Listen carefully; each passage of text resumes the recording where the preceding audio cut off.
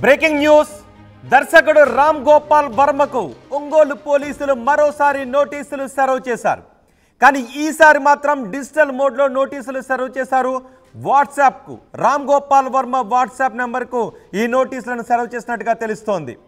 ఎన్నికలకు ముందు నారా చంద్రబాబు నాయుడు, నారా లోకేష్, పవన్ కళ్యాణ్ల ఫోటోలను మార్పింగ్ చేసి ఎక్స్లో ఆయన పోస్ట్ చేశాడు. వ్యూహం సినిమా ప్రమోషన్స్ సమయంలో ఎన్నికలకు ముందు ఇలా మార్పింగ్ చేసిన ఫోటోలను రామ్ గోపాల్ వర్మ సోషల్ మీడియాలో పోస్ట్ చేయడంపై పెద్ద ఎత్తున విమర్శలు వ్యక్తమయ్యాయి. టీడీపీ నుంచి, జనసేన పార్టీ నుంచి ఇప్పుడు వాటన్నిటిపైన విచారణ జరుగుతోంది. అందులో భాగంగానే రామ్ గోపాల్ వర్మను విచారణకు రావాలి అని ఒంగోలు పోలీసులు నోటీసులు సర్వ్ చేశారు. టీడీపీ కార్యకర్తలు రామ్ గోపాల్ వర్మపై ఒంగోలులో పోలీస్ స్టేషన్లో ఫిర్యాదు చేశారు.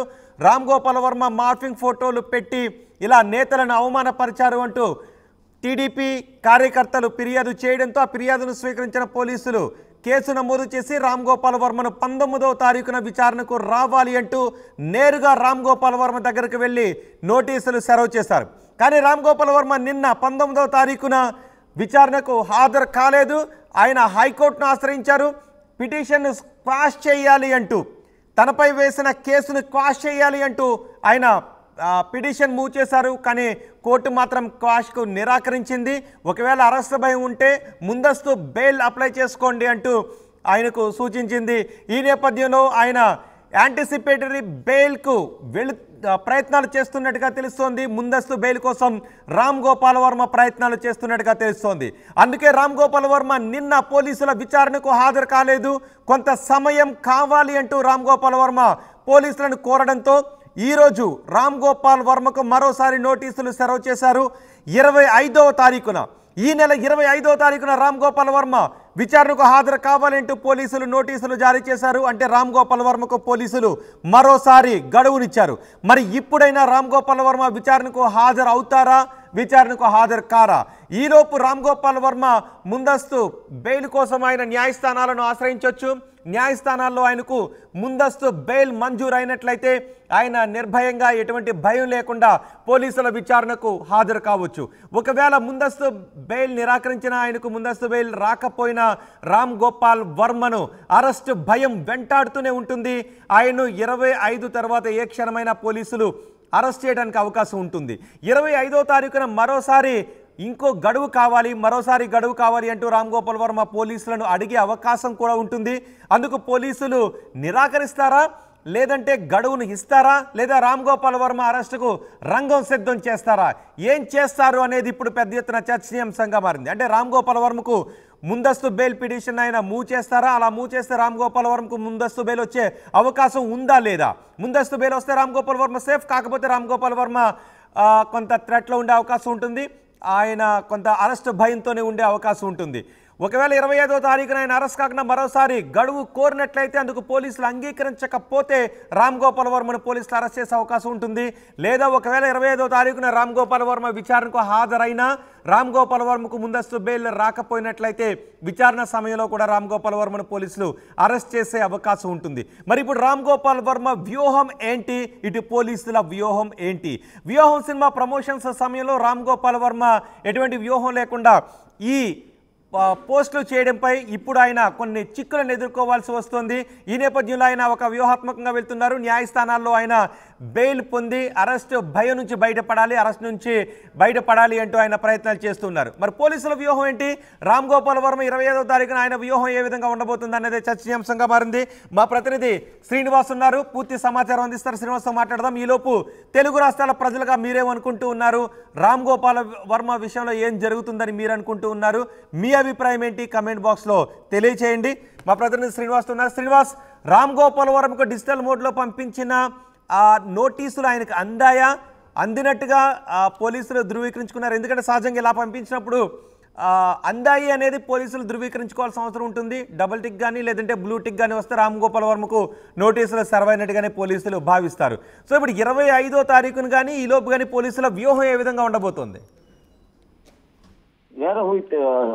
రూరల్ సిఐ శ్రీకాంత్ చెప్పిన విధానం ప్రకారం అయితే అతను కూడా వాట్సాప్ ద్వారా మెసేజ్ పెట్టాడు. లాయర్ వచ్చి అతను మెసేజ్ ని తెలియజేయక ముందే మొదటగా రామ్ గోపాల్ వర్మ నేను ముందస్తుగా కొన్ని షెడ్యూల్స్ ఉన్న కారణంగా నేను విచారణకు రాలేకపోతున్నాను, నాకు ఒక వారం రోజుల సమయం కావాలని చెప్పేసి వాట్సాప్ ద్వారా రూరల్ శ్రీకాంత్ కి తెలియజేసిన నేపథ్యంలో, అదే విధంగా అతని తరఫున వచ్చిన లాయర్ అడ్వకేట్ శ్రీనివాస్ కూడా ఆ ఇరువురు కూడా వాట్సాప్ ద్వారా మెసేజ్ చేయటం, అదేవిధంగా రాకపోకుండా కూడా మెసేజ్లు తెలియజేసినట్టు రూరల్ సిఐ శ్రీకాంత్ తెలియజేస్తున్నారు. మొత్తానికైతే సమాచారం రామ్ గోపాల్ వర్మకి అందింది. ఎందుకంటే రామ్ గోపాల్ వర్మకి సమాచారం అందింది పూర్తిగానే నిర్ధారించబడితే పోలీసులు అయితే పూర్తిగా కూడా సమాచారం బయటికి రావడం జరిగింది. ఎందుకంటే గతంలో విచారణకు రావాలని చెప్పేసి ఈ నెల 11వ తారీఖున నమోదైన ఫిర్యాదు మేరకు ఈ నెల 19వ తారీఖున విచారణ కావాలంటే నేను విచారణకి హాజరు కావాల్సిన రామ్ గోపాల్ వర్మ ముందస్తుగా కొన్ని షెడ్యూల్ కారణంగా నేను రాలేకపోతున్నానని చెప్పేసి ఆ అనుమతి కోరిన నేపథ్యంలో దానికి సంబంధించి ఉన్నతాధికారులకి సమాచారం అందించిన రూరల్ సిఐ దాని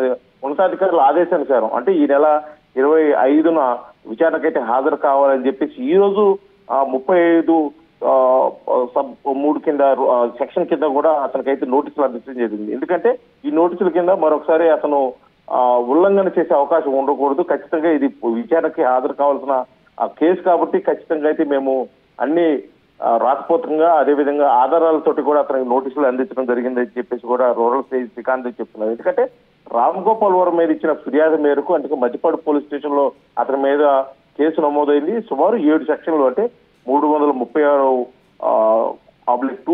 353 సబ్ క్లాస్ 2, అదేవిధంగా 356 సబ్ క్లాస్ 2, 61(2), 116(2), 352 బిఎన్ఎస్ యాక్ట్, అదేవిధంగా 67 ఐటీ యాక్ట్ కింద అంటే సుమారు 7 కేసులు. వీటిలో పూర్తిగా కూడా ఖచ్చితంగా ఏ విషయంలో కూడా ఎక్కడా రామ్ గోపాల్ వర్మ విచారణకు రాకుండా తప్పించుకునేదానికి అవకాశం లేనటువంటి సెక్షన్ల కింద కేసు నమోదైంది. కాబట్టి ఈ 7 సెక్షన్ల కింద కేసు నమోదైన నేపథ్యంలో ఖచ్చితంగా రామ్ గోపాల్ వర్మ విచారణకు అయితే హాజరు కావాలని చెప్పేసి రూరల్ పోలీసులకి చెప్తున్న పరిస్థితి. కాకపోతే రామ్ గోపాల్ వర్మ రిప్లై ఏమైనా వచ్చిందా? నోటీసులు పంపించిన తర్వాత దానికి రిప్లై ఏమైనా వచ్చిందా రామ్ గోపాల్ వర్మ నుంచి? మొదటిసారి పంపించిన నోటీసులకి అయితే నేను విచారణకు రావట్లేదు, నాకు సమయం కావాలని చెప్పేసి నోటీసులకి అయితే రిప్లై ఇవ్వడం జరిగింది రామ్ గోపాల్ వర్మ. కానీ ఇప్పుడు పోలీసులు నోటీసులు పంపించారు. అదేవిధంగా రామ్ గోపాల్ వర్మ తప్పున ఎవరైతే వకాలతో పుచ్చుకొని వచ్చినటువంటి అడ్వకేట్ శ్రీనివాస్ కూడా ఆ నోటీసు ప్రకారంగా అతనికి అంటే అతను ఒక రామ్ గోపాల్ వర్మ సిగ్నేచర్ చేసిన ఒక లెటర్ తోటి రూరల్ పోలీస్ స్టేషన్ లో ఇవ్వడం జరిగింది. అదే విధంగా వీళ్ళు కూడా ఏమంటారు? అడ్వకేట్ వెర్షన్ ఏంటి అసలు ఈ కేసు గురించి? అడ్వకేట్ వెర్షన్ ఏంటి? అడ్వకేట్ ఏం మాట్లాడుతున్నారు? అడ్వకేట్ మేము న్యాయపరంగానే పోరాడతామండి, దీంట్లో ఎన్ని సెక్షన్ల కింద కేసు నమోదు చేసుకున్నా సరే మేము విచారణకి వస్తాము. కాకపోతే ఈ పరిస్థితుల్లో విచారణకు రావడం కొద్దిగా ఇబ్బందికరం కాబట్టి సమయం కోరటం జరిగిందని చెప్పేసి రామ్ గోపాల్ వర్మ తరఫున న్యాయవాది చెప్తున్న పరిస్థితి. అదేవిధంగా అదే వివరణ శ్రీకాంత్ కోరినప్పటికీ ఇది పూర్తిగా కూడా పోలీసులు చేస్తున్నట్టు విచారణ కాబట్టి దానికి సమయం ఇవ్వాలా ఇవ్వకూడదని చెప్పేసి పోలీస్ శాఖ నిర్ణయిస్తుంది. దీనికి సంబంధించి అంటే ఈ విచారణ పూర్తిగా కూడా రాకుండా విచారణ నుంచి బయటకు పోవటం, ఈ కేసు నుంచి బయటకు పోవటం అనేది చూడాలంటే పూర్తిగా కూడా రామ్ గోపాల్ వర్మ కోర్టుని ఆశ్రయించాల్సి ఉంటుంది. కోర్టు ఆశ్రయించే దాన్ని బట్టి కోర్టు తీర్పుని బట్టి దానికి ముందుకు పోతాం తప్పితే మాకు నమోదైన కేసును బట్టి అయితే ఖచ్చితంగా రామ్ గోపాల్ వర్మ విచారణకు రావాలని చెప్పేసి పోలీసులు చెప్తున్న వర్షం. కాకపోతే ఇప్పటికే రామ్ గోపాల్ వర్మ మొన్నకి హైకోర్టును ఆశ్రయించిన నేపథ్యంలో హైకోర్టు కూడా ఈ కేసు సంబంధించి తిరస్కరించినట్టు తెలుస్తుంది. మళ్ళీ ఈ రోజు నిన్న సమయం కోరి ఈ రోజు మరోసారి కోర్టు కూడా ఆశ్రయించినట్టు తెలుస్తుంది. కాకపోతే కోర్టు తీర్పు ఏ విధంగా వచ్చిందనే బట్టి అంటే రామ్ గోపాల్ వర్మ ఇప్పుడు లోయర్ కోర్టులో ముందస్తు బెయిల్ కోసం ఆయన ఏమన్నా ప్రయత్నం చేస్తున్నట్టు ఏమైనా తెలుస్తుందా?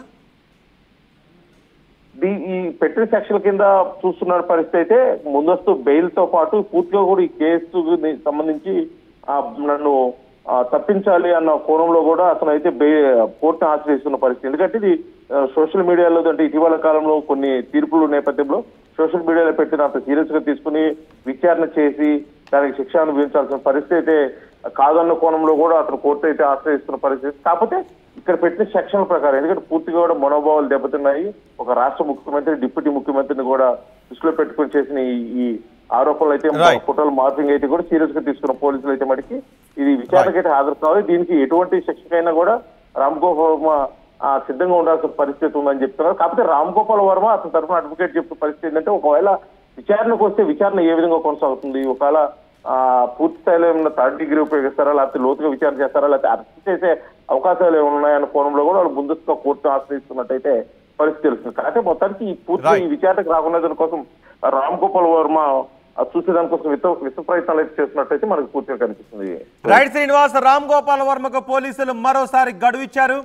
ఇప్పటికే మద్దిపాడు పోలీస్ స్టేషన్లో నమోదైన కేసు ప్రకారం ఆయనకు 19వ తారీఖున విచారణకు హాజరు కావాలని నోటీసులు ఇచ్చారు. నేరుగా కలిసి ఆ ఫోటోగ్రాఫర్ని కూడా మీరు ఆర్టీవీ స్క్రీన్ పైన చూడొచ్చు. మొదటి నోటీసులు రామ్ గోపాల్ వర్మకు అందినప్పుడు వాటిని కెమెరాకు చూపిస్తూ ఆయన ఫోటో కూడా దిగారు. నేను నోటీసులు రిసీవ్ చేసుకున్నాను అంటూ ఆయన ఆ కాపీని ఫోటో కెమెరాకు చూపిస్తూ ఉన్నారు. 19వ తారీఖున ఆయన హాజరు కావాలి నిన్న, కానీ విచారణకు హాజరు కాలేకపోతున్నాను, కొన్ని ప్రీఫిక్స్డ్ ఎంగేజ్మెంట్స్ ఉండటం వల్ల, కార్యక్రమాలు ఉండటం వల్ల నేను హాజరు కాలేకపోతున్నాను, ఒక వారం రోజుల సమయం కావాలని రామ్ గోపాల్ వర్మ పోలీసులకు మెసేజ్ చేశారు, వాట్సాప్ మెసేజ్ చేశారు. అంతేకాదు తన న్యాయవాదిని కూడా పోలీస్ స్టేషన్కి పంపించి ఈ విషయాన్ని తెలియజేశారు. పోలీసులు ఈ నెల 25వ తారీఖు వరకు మరోసారి రామ్ గోపాల్ వర్మకు గడువు ఇచ్చారు.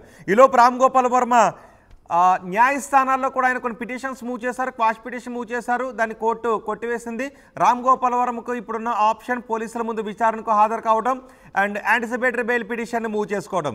ఒకవేళ ముందస్తు బెయిల్ కనుక రాకపోయినట్లయితే రామ్ గోపాల్ వర్మను అరెస్ట్ భయం వెంటాడే అవకాశం ఉంటుంది. 25వ తారీఖులోపు ఆయన యాంటిసిపేటరీ బెయిల్ మూవ్ చేసి అక్కడ బెయిల్ పొందినట్లయితే రామ్ గోపాల్ వర్మ ఎటువంటి భయం లేకుండా పోలీసుల ముందు విచారణకు హాజరు కావచ్చు. ఒకవేళ బెయిల్ పిటిషన్ మూవ్ చేయకపోయినా, ఆయన బెయిల్ పిటిషన్ మూవ్ చేసి బెయిల్ రాకపోయినా రామ్ గోపాల్ వర్మను అరెస్ట్ భయం వెంటాడుతూనే ఉంటుంది. 25వ తారీఖును కూడా రామ్ గోపాల్ వర్మ మరోసారి మరో గడువును కోరతారా, లేదంటే ఆ రోజు విచారణకు హాజరవుతారా? విచారణకు హాజరైతే ఏం జరిగే అవకాశం ఉంటుంది? విచారణ జరిగిన తర్వాత రామ్ గోపాల్ వర్మను అరెస్ట్ చేస్తారా?